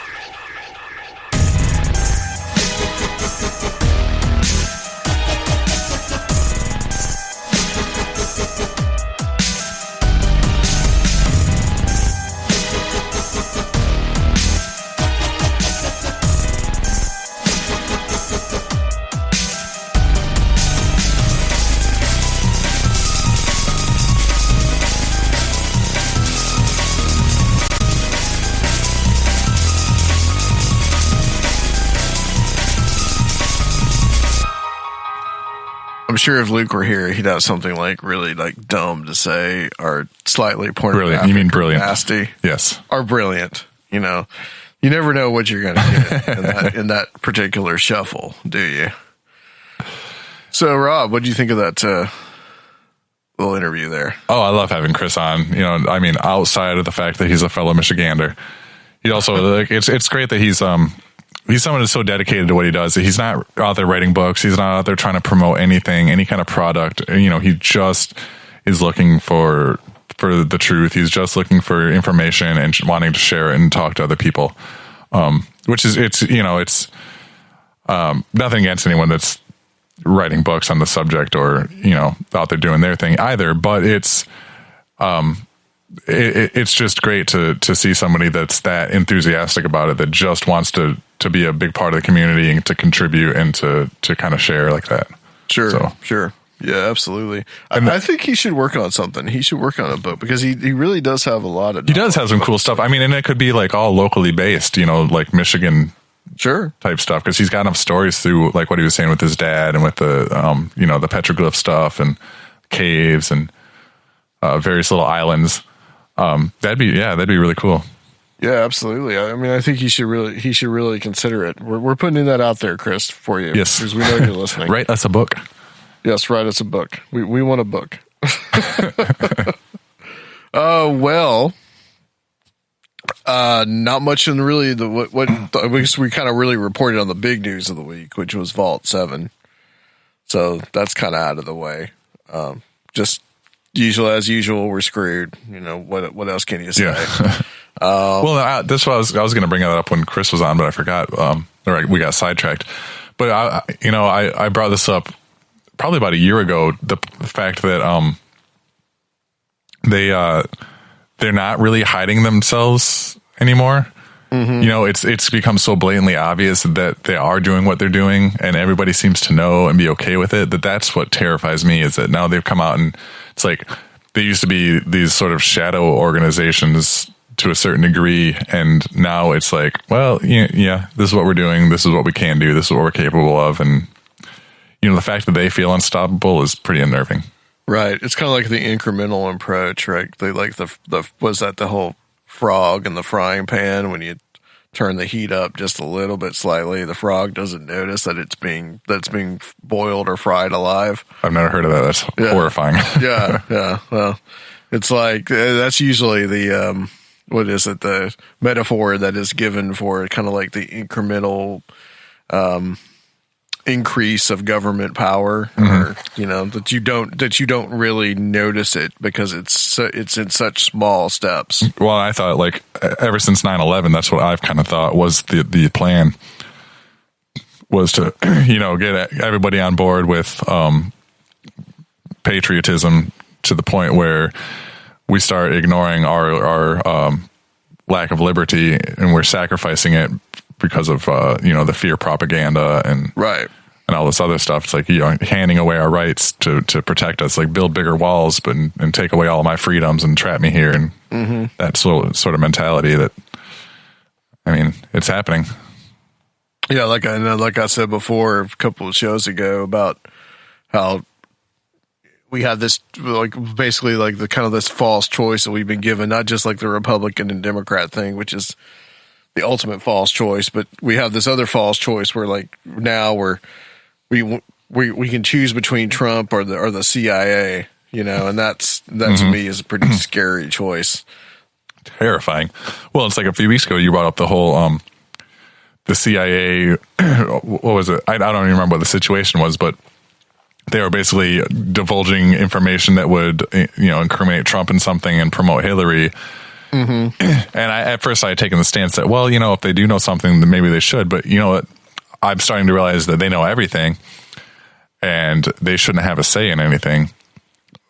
Like you said, you know, we don't need them also choosing our politicians. It's bad enough all the power that they have now that's unchecked. And again, that's the problem to begin with, is you can't have people in a position of power unchecked. You can't. It doesn't work. People are horrible creatures. Yeah. Are you talking about the golden showers thing? I think that's what it was that we were talking about. Yeah. But it was pretty obvious that they were coming out and saying, well, you know, like, Hillary's going to kind of let us do what we want to do. So we're going to, derail your presidential campaign. And yeah, that all actually came out after the election. Yeah. So, but it was still very much like, we want to get rid of this guy because he's not supporting our agenda kind of thing. Yeah. Which I'm sure they have just as much dirt on Hillary or anybody else. Oh, yeah. But they want to get rid of anyone that's going to kind of stand in their way. And the whole thing about it being from this supposedly this MI6, I can't remember which one it is, MI6 or MI5. I think it's MI6, the one that's like kind of like the British counterpart to the CIA. Right. They supposedly this guy came out and it all comes from him, and he supposedly has these sources, and it looked awfully fishy and suspicious to me that's where it was coming from. It was coming from the intelligence agency. And then what was the other thing? Well, basically Trump coming out there and accusing them of doing these leaks. And then of course, you had the whole brouhaha we talked about supposedly Obama, wiretapping Trump Tower, all this stuff, that Trump was tweeting about, which a lot of people were getting onto him for tweeting. And he probably shouldn't have, but, I think he has a real disdain. I mean, there's a real disdain for and not much love between Trump and the intelligence agencies and the CIA. But here's an interesting thing I want to talk about. This came out, of course, this is from the Huffington Post, and I know this is one of the big liberal news organizations, but so be it. I thought this was interesting, and this actually came from Dr. Future actually sent me this. And I wanted to kind of do a little thing about Steve Bannon, but I may still get into some of that, but this will kind of give like a taste on some of the other things we're going to talk about. I might maybe in the next show touch on what I basically call Steve Bannon's favorite books. And we're going to talk about one of these books called The Camp of the Saints. And this is from Huffington Post. This stunningly racist French novel is how Steve Bannon explains the world. And I want to say, too, like this guy, Bannon, just about equally scares me as anybody in the CIA. Okay? Yeah. I mean, just about as equally. I mean, okay. So here's your choices between the CIA are this guy that's behind Trump. Okay, this is your choice now, America. The Camp of the Saints tells a grotesque tale about a migrant invasion to destroy Western civilization. Stephen Bannon, President Donald Trump's chief strategist and the driving force behind the administration's controversial ban on travelers from 7 Muslim-majority countries, has a favorite metaphor he uses to describe the largest refugee crisis in human history. It's been almost a Camp of the Saints type invasion into Central and then Western and Northern Europe, he said in October 2015. This whole thing in Europe is all about immigration, he said in January 2016. It's a global issue today, this kind of global Camp of the Saints. It's not a migration, he said later that January. It's really an invasion. I call it the Camp of the Saints. When we first started talking about this a year ago, he said in April 2016, we called it the Camp of the Saints. I mean, this is Camp of the Saints, isn't it? Bannon has agitated for a host of anti-immigrant measures. In his previous role as executive chairman of the right-wing news site Breitbart, which he called a platform for the alt-right, the online movement of white nationalists, he made anti-immigrant and anti-Muslim news a focus. But the top Trump aides' repeated references to the Camp of the Saints, an obscure 1973 novel by French author Jean Raspail, reveal even more about how he understands the world. The book is a cult favorite of the far right, yet it's never found a wider audience. There's a good reason for that. It's breathtakingly racist. The book is racist in the literal sense of the term. It uses race as the main characterization of characters, said Cécile Audouy, professor of French at Stanford University and an expert on the contemporary French far right. It describes the takeover of Europe by waves of immigrants that wash ashore like the plague. The book, she said, reframes everything as the fight to death between races. Upon the novel's release in the United States in 1975, the influential book review magazine Kirkus Reviews pulled no punches. The publishers are presenting the Camp of the Saints as a major event, and it probably is, in much the same sense that Mein Kampf was a major event. Linda Chavez, a Republican commentator who has worked for GOP presidents from Ronald Reagan to George W. Bush, but opposed Trump's election, also reviewed the book back then. 40 years later, she hasn't forgotten it. It's really shockingly racist, Chavez told the Huffington Post, and to have the counselor to the president see this as one of his touchstones, I think says volumes about his attitude. The plot of the Camp of the Saints follows a poor Indian demagogue named the Turd Eater, because he literally eats shit, and the deformed, apparently psychic child who sits on his shoulders.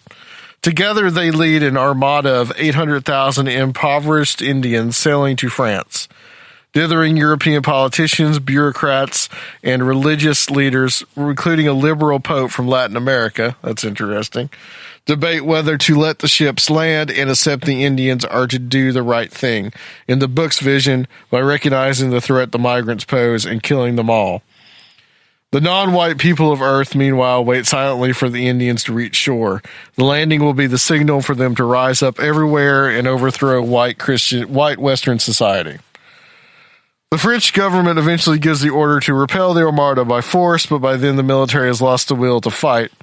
Troops battle among themselves as the Indians stream on shore, trampling to death the left-wing radicals who come to welcome them.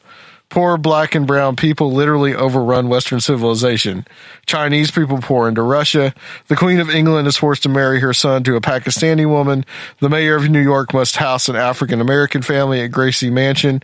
Raspel's rogue heroes, the defenders of white Christian supremacy, attempt to defend their civilization with guns blazing, but are killed in the process. Calgas, the obvious Raspel stand-in, is one of those taking up arms against the migrants and their culturally cuckolded white supporters. Just before killing a radical hippie, Calgas compares his own actions to past heroic, sometimes mythical defenses of European Christendom. He harkens back to famous battles that fit the clash of civilizations narrative. The defense of Rhodes against the Ottoman Empire, the fall of Constantinople to the same, and glorifies colonial wars of conquest and the formation of the Ku Klux Klan. Only white Europeans like Calgas are portrayed as truly human in the Camp of the Saints. The Indian Armada brings thousands of wretched creatures whose very bodies arouse disgust. Now, these are quotes from the book, actually. Scraggy branches, brown and black, all bear those fleshless Gandhi arms. Poor brown children are spoiled fruit starting to rot, all wormy inside or turned so you can't see the mold. The ship's inhabitants are also sexual deviants who turn the voyage into a grotesque orgy. Everywhere rivers of sperm, Raspel writes, streaming over bodies, oozing between breasts and buttocks and thighs and lips and fingers. So it wasn't all negative. Yeah. The white Christian world is on the brink of destruction, the novel suggests, because these black and brown people are more fertile and more numerous, while the West has lost that necessary belief in its own cultural and racial superiority. As he talks to the hippie he will soon kill, Calgas explains how the youth went so wrong. That scorn of a people for other races, the knowledge that one's own is best, the triumphant joy of feeling oneself to be part of humanity's finest, none of that had ever filled these youngsters' adult brains. The Camp of the Saints, which draws its title from Revelations 29, is nothing less than a call to arms for the white Christian West to revive the spirit of the Crusades and still itself for bloody conflict against the poor black and brown world without and the traitors within. The novel's last line links past humiliations tightly to its own grim parable about modern migration. The fall of Constantinople, Raspel's unnamed narrator says, is a personal misfortune that happened to all of us only last week. Raspel wrote The Camp of the Saints in 1972 and 1973 after a stay at his aunt's house near Caen on the southern coast of France. Looking across the Mediterranean, he had an epiphany. And what if they came, he thought to himself. This they was not clearly defined at first, he told the conservative publication Le Point in 2015. Then I imagine that the third world would rush into this blessed country that is France. Raspel's novel has been published in the U.S. several times, each time with the backing of the anti-immigration anti-immigration movement. The U.S. publishing house Scribner was the first to translate the book into English in 1975, but it failed to reach a wide audience amid withering reviews by critics. A rare favorable take appeared in National Review. Raspel brings his reader to the surprising conclusion that killing 1 million or so starving refugees from India would be a supreme act of individual sanity and cultural health. Then Dartmouth professor Jeffrey Hart wrote in 1975, Raspel is to genocide what D.H. Lawrence was to sex. Hart added that a great fuss was being made over Raspel's supposed racism, but that the liberal wrote anathema on racism is in effect a poisonous assault upon Western self-preference. The book received a second life in 1983 when Cordelia Scaife May, heiress to the Mellon fortune and sister to right-wing benefactor Richard Mellon Scaife, funded its republication and redistribution. This time it gained a cult following among immigration opponents. May's money has also been instrumental in funding the efforts of John Tanton, the godfather of the anti-immigration movement in the U.S. Tanton, who began as an environmentalist and population control proponent, founded a host of groups focusing on restricting immigration, including the Federation of American Immigration Reform, the Center for American Immigration Studies, Numbers USA, and U.S. English. May's fortune has fueled these groups with tens of thousands of dollars in contributions over the years. Okay. So he goes on to talk about how Bannon believes about it. This is what Bannon says about the novel. The refugee crisis didn't just happen by happenstance, Bannon said in April 2016 in a radio interview with Sebastian Gorka, who now works for the National Security Council. These are not war refugees. It's something much more insidious going on. Bannon has also echoed the novel's theory that secular liberals who favor immigration and diversity weaken the West. Do you believe the elites in this country have the backbone, have the belief in the underlying principles of the Judeo-Christian West to actually win this war? He asked Senator Jeff Sessions, now the Attorney General, in June 2016. I'm worried about that. They're eroding regularly, it seems to me, classical American values that are so critical to our success. Sessions replied, like Raspel, Bannon has reveled in the past victories of Christendom over Islamic forces. If you look back at the long history of the Judeo-Christian West struggle against Islam, I believe that our forefathers kept their stance, and I think they did the right thing, he said in a 2014 speech broadcast to a conference at the Vatican. I think they kept it out of the world, whether it was at Vienna, the Battle of Vienna in 1683, or Tours, the Battle of Tours in 732, or other places.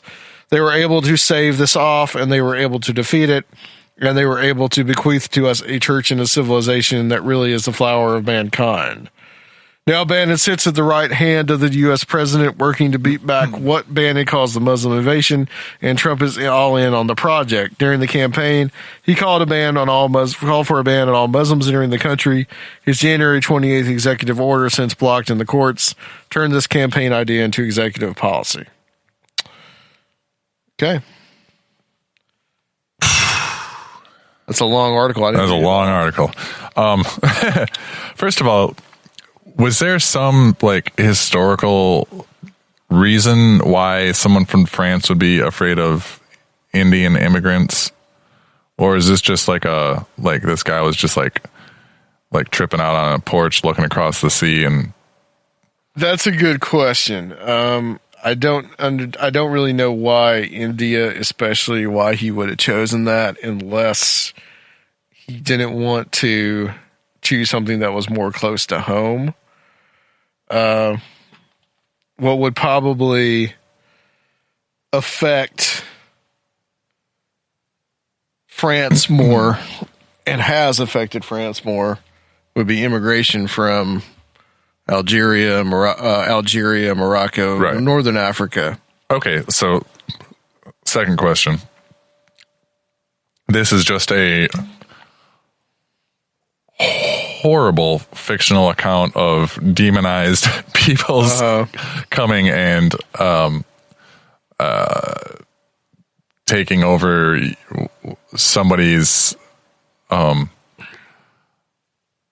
religious idea of what the future of humanity is supposed to hold. I mean, this is all, to me, it's so reminiscent of Well, I mean, they compared it to Mein Kampf, even in the article. Yeah. Of, not necessarily racial superiority, but religious. Like, I don't know why we're fighting over this stuff. I really don't. I don't know why either side is fighting over it. I think that it's holding up the progress of humanity as a whole from both sides. From the Christian side and from the Muslim side. And I think most of the Christian leaders and most of the Muslim leaders agree with that. And there's this like ridiculous battle going on from like crazy, fundamentalist, like extremists. And it's horrible. It's standing in the way of everything. Like humanity has a great potential. We could achieve amazing things if we just stop just bickering over stupid things. Yeah, whose God is bigger? Yeah. Okay. Well, first of all, what it reminds me of is the Turner Diaries. Have you ever heard of the Turner Diaries? No. The Turner Diaries were that was Timothy McVeigh's favorite book. It was a book about the supposed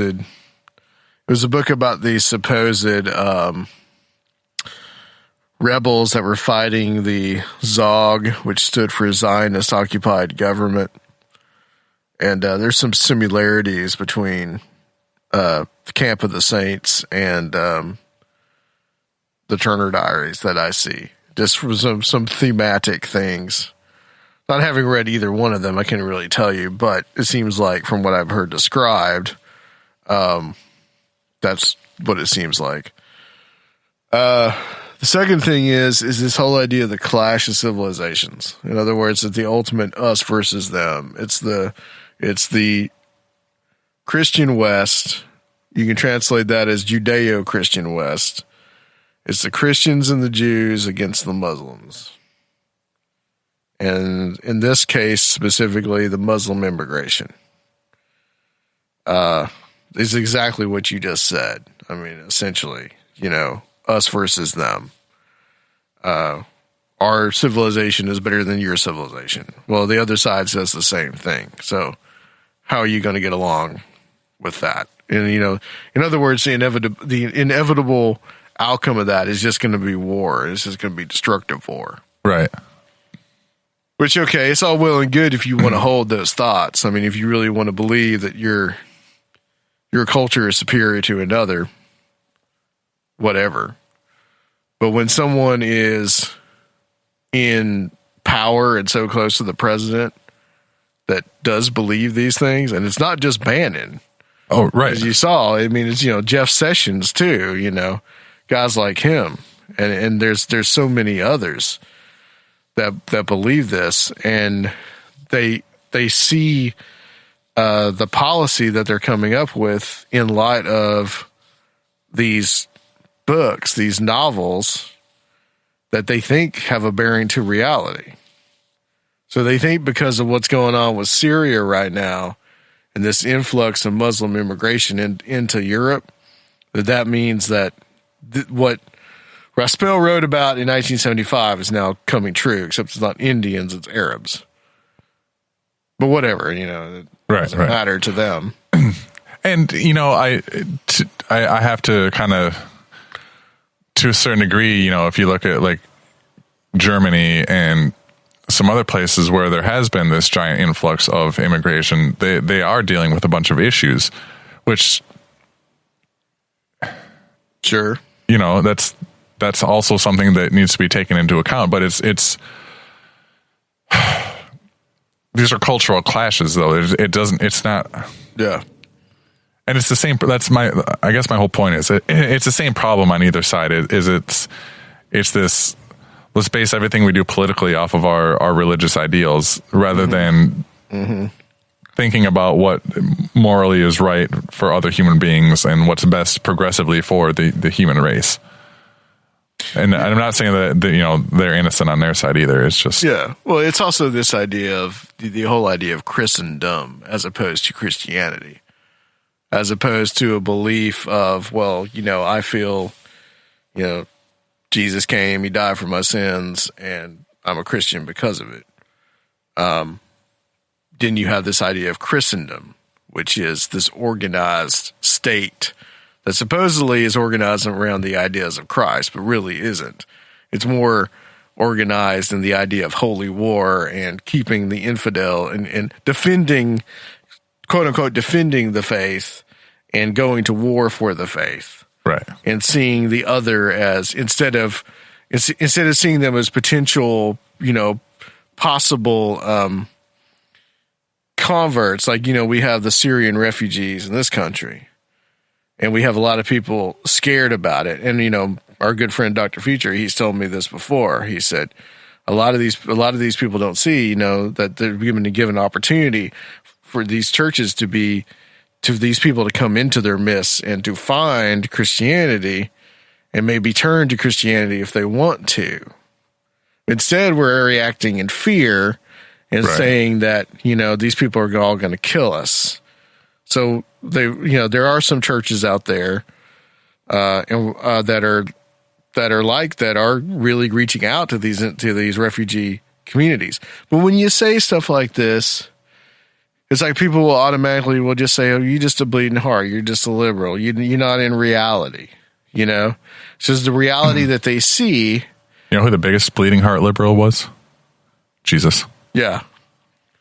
Yeah, I agree. He was. I mean, the reality that they think and they perceive is just like, it's us versus them. They're coming over the gates. They're going to destroy our society. They're going to destroy our culture. The irony of it is that we're talking about building the wall on the Mexican border, and these are fellow Christians. These are Catholics. So it's just the same thing. It's just, it's just a justification to just be a racist and just to be a bigot, That's all it is. And you think that it's something deeper and meaningful, and it really isn't, essentially. Well,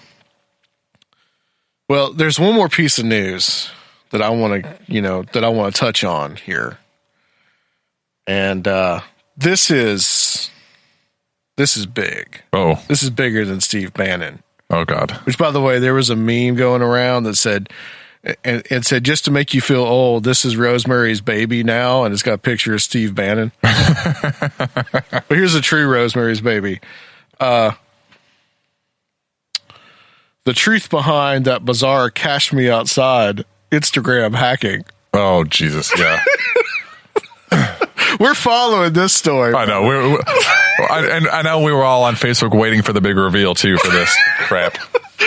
Well, this actually is in Conspirinormal territory because it's got all the memes. Okay, it looks like the Illuminati isn't to blame after all for the ominous hacker-like videos that took over Danielle Bergoli's, aka the Cash Me Outside meme girl, Instagram page. It was no conspiracy theory or Russian hackers. It was actually a well-formulated PR stunt for a music video that fooled the internet. Ugh. The 13-year-old has been a topic of interest ever since her threatening remarks on Dr. Phil became a viral moment on the internet, and it looks like she's eager to continue taking over the web.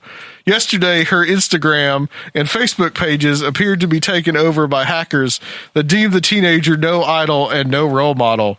The videos were threatening and unsettling, and her page also featured a triangle-like logo that many likened to the fabled Illuminati, inscribed with messages in Russian. What? But if you were to visit her page now, instead of mysterious characters, you'd see a link to a music video with an artist named Mook Boy, which Bergoli stars in, of course. Disclaimer. Nobody click that link. Do not support this. Do not click the link. It will die if we ignore it. Okay, go ahead. To an email from her team. She has a team. I know, she has a whole marketing team. Bergoli, a pop culture sensation. Jesus Christ. Linked up with Glassface, a visual artist, director, and editor who has previously worked on a number of music videos to give a commentary on the state of celebrity, current events, and speaks on hysteria, fake news, and conspiracy theories. And that she did. And they're calling it a top secret art experiment. I don't know if I'd call the video art, but you can check it out. No, don't check it out. Don't check it out. Don't click on the link. Don't check it out. See, this, okay. You want my conspiracy theory? We talk about the book of Revelations and, how the camp of the saints had something to do with the book of Revelations. Maybe she's the one riding the beast. Has anyone thought about that? Facebook is the beast. Yeah, the beast with 7 horns. It's the Catch Me Outside girl. You know, if you say her name one more time, I'm not going to be able to forget it, Adam. I'll never forgive you. All right, guys. Well, that's it. I want to thank Chris Wolford for coming on. Next time, guys, we have on Zach Hunt.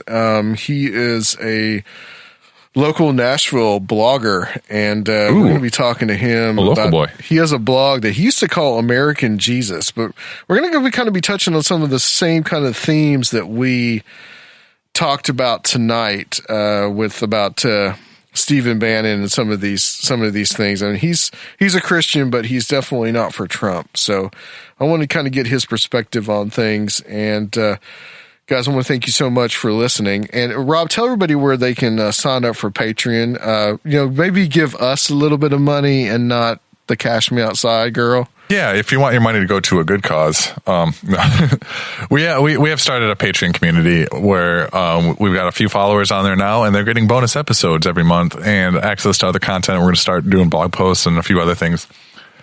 And to get to that, it's just patreon.com/Conspirinormal. There's various different tiers you can sign up for. The $5 tier is what we recommend because that's where the bonus episodes go to. And it will help me rebuild the ceiling in here, which is now devastated and completely torn apart, and help us keep putting out these podcasts because it does cost us money. We put a lot into this stuff, and we want to give you something extra for contributing. The show is always going to stay free and as ad free as possible, so it's just a little extra. Yes, absolutely. And thanks to those of you out there who are on our Patreon community. All 2 of you. Yes, both of you. We gained one. We gained one. Gained one. We love you guys. So thank you, Jeff N., for becoming a Patreon, whoever you are. All right, guys. Thank you so much. Maybe we can get the Cash Me Outside girl to wear a Conspirinormal t-shirt. We can't afford that yet. Then we'll blow up. Yeah, we got to get with her team, right? Yeah. Our team has to get with her team. Yeah, we'll have our people contact her people. Absolutely.